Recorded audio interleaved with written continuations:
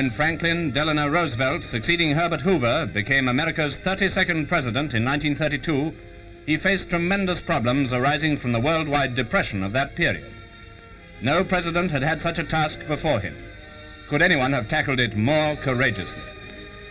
From that time onwards, he shouldered the ever-increasing weight of responsibility attaching to his great office.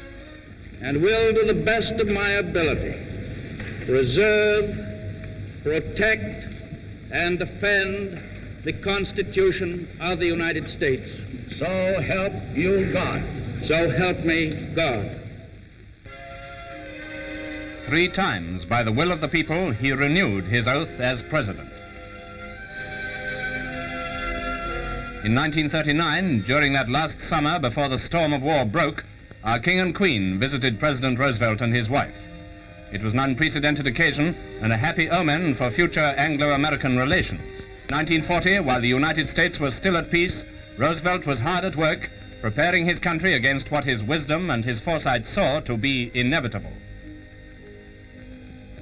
This time, when the world, and the world includes our own American hemisphere, when the world is threatened by forces of destruction, it is my resolve and yours to build up our armed defenses.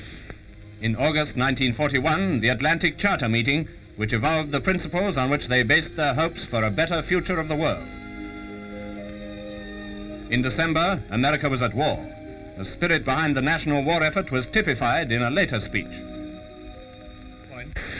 We believe that the Nazis and the fascists have asked for it, and they're going to get it. In January 1945, Senator Harry Truman succeeded Mr. Wallace as Vice President. He was destined to follow Roosevelt in the leadership of his country only some 3 months later. Roosevelt had lived to see the very eve of victory in Europe. He had taken part in the last meeting of the Big Three at Yalta, and none who saw the film of that meeting could fail to notice that the great strain of his work had left its mark upon him. But we in Britain, proud to count him as our friend, will remember him best as he was and as he spoke in April 1941. In this historic crisis, Britain is blessed with a brilliant and great leader in Winston Churchill.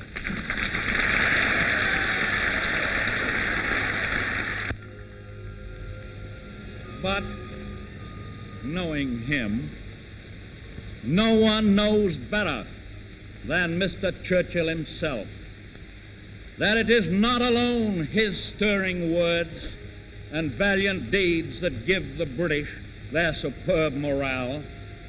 The essence of that morale is in the masses of plain people who are completely clear in their minds about the one essential fact that they would rather die as free men than live as slaves. And now, in his cottage at Warm Springs, FDR has passed away. Britain will not forget him.